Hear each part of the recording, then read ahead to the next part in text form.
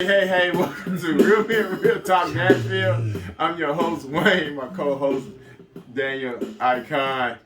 Our other co-host will be here next week. Hey, hit us on that subscribe button, hit that like button, and support.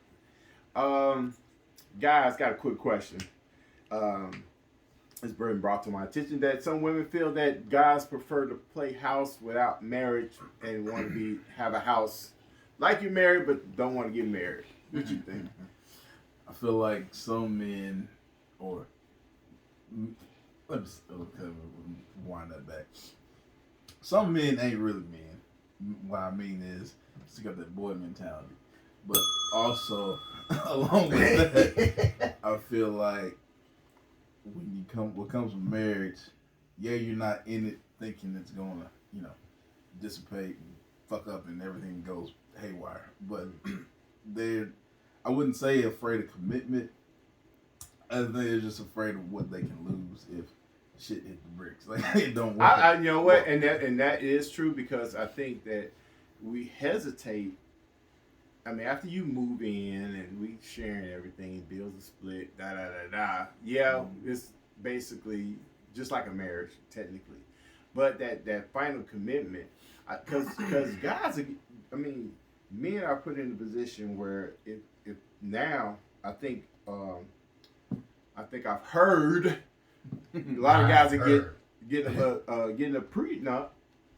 I mean, even though you're not maybe wealthy, but you don't, they're getting prenups because they feel like if I marry you and like you said, this goes left, I'm be living in a doghouse while you living in that four bedroom. Exactly, that comes with prior experience. Mm-hmm. Let's face it. We've all gone through it. We've met the girl. We've jumped out there. We've taken care of. We've paid rent, and they spent the night in that motherfucker. We've paid cable. Fuck that. If I paid anything, I'm getting the kid. If I paid a phone bill, we paid cable bills. And we ain't seen a motherfucking commercial on that goddamn TV. We put groceries in that house. You ain't even got a sandwich out that son bitch. Let's face it. We've all gone through that. But at the same time, we sit back and look at, damn, we've done this shit, and what's the fucking return? Let's be real. You cannot tell me y'all ain't been there.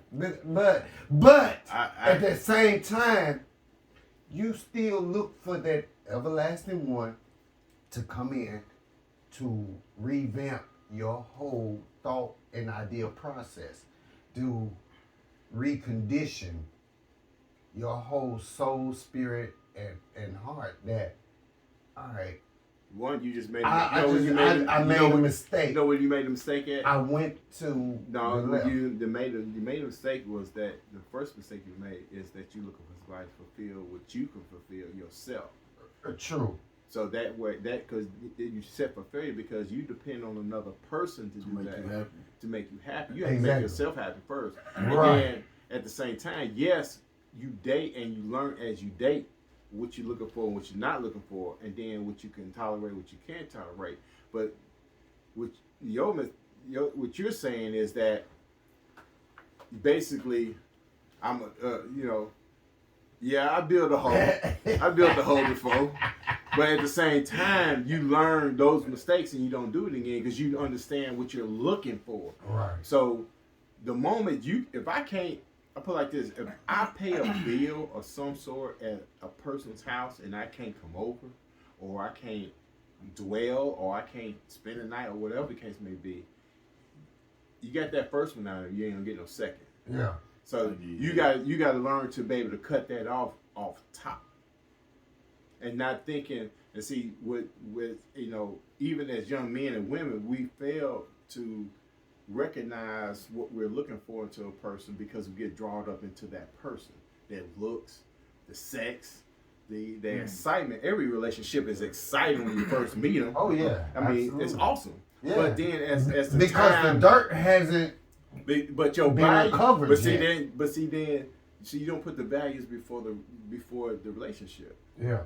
See, you put all the excitement in front of the relationship before you put the values in front of it. When I meet you, I'm putting the values first because this is what I'll be looking for later on. The excitement will come later.